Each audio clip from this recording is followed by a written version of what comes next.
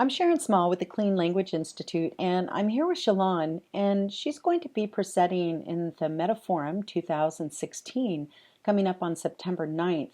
Now, Sioelan has chosen a really interesting topic, and that is about exploring time. Hi, Sioelan, how are you doing today? I'm very well, Sharon. How are you? Super, super, thank you.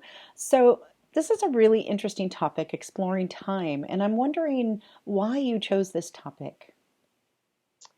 Well, time is a really fascinating concept. It sort of surrounds us and it's untangible, but it does appear to dictate and regulate our lives. We have to turn up on time, we have to finish our work on time, and there is a cutoff of that time to meet deadlines. So And as we get older, the speed of time seems to appear to change, and also our sense of mortality as it changes. We tend to value time. So, all of this has brought me to the topic of time. So, really interesting. Super. And have you worked with other people uh, with this idea of exploring time? Well, I haven't worked with other people as such. Before, I actually was watching this YouTube clip of Wolfgang Walker. And he presented something called timelines in Mm. psychiatry. So I was browsing along and I came across this YouTube clip, and he was really talking about this fascinating idea about his clients having very different structures of time. And he sort of gave this example of this client who was severely depressed, and where he sort of placed things, where you and I might have placed it in a certain direction, sort of got really muddled up, sort of the future and the past, and what was normally in front and behind, sort of got all muddled up, and it had a tremendous impact on how he was actually unable to set any goals or meet any goals.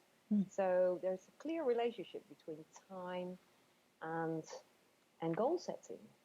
So until he started restructuring that, was there this sort of really interesting thing in between? So I got really interested about, like, so how do we Mm. actually do it? How do we structure our time? Yeah. Yeah. So Well, then so after that, we've done a little work with that. good. So Yeah. after that, yeah, I did started to experiment that with a few people and got some really fascinating kind of yeah, findings, but it's only like a little group. So I'm really curious as to how other people might do this Mm. and what other things we could discover from that. Super.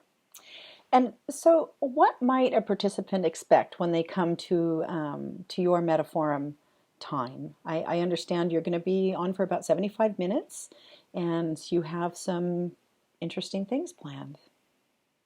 Yeah, so what we're going to do within the session is depending on the size of the group and so on, but it's going to be like a workshop. So people will be doing things and exploring how they actually structure time.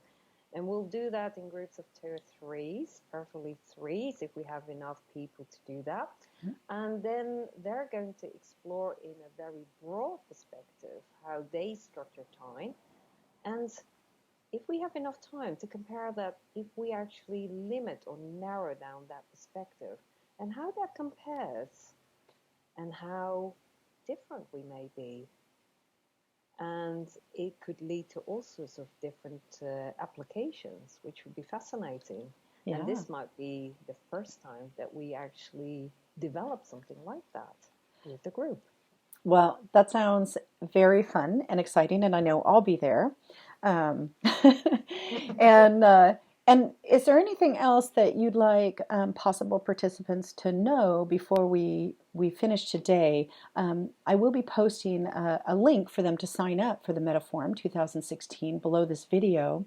But is there anything else you'd like to share before we finish? Yeah, some people are a bit curious as to whether this is only for people who've done this before, the clean language, and or whether it's also maybe applicable to people who are more like beginners or just starting their journey with the clean language. Mhm. And I would say that we probably have two kind of ways of dealing with it. So it would be suitable and a little bit more structured if the beginners are already aware and had a little bit of practice with what kind of and anything else. And so therefore they could facilitate others as well. So they don't have to be on the side bench just sitting and Mm. observing, but they can actively participate. So if they can just learn the two laser data questions, like what kind of and anything else, they can fully participate. And people are more advanced, they can use other questions to elaborate on it. So it might be a little bit more colorful there. Okay. Great. And we'll also post those two laser questions below this video as well, so that those who aren't familiar with Clean, you'll know how those questions are structured and begin to play with them before September 9th. So I'm really looking forward to attending this and being there with you. And thank you so much. Thank you. And so fabulous. I'm really looking forward. I'm excited to do this. Yeah, So come and join us. And yeah, I look forward to seeing you all. Thanks super, for now. super. Bye. Bye.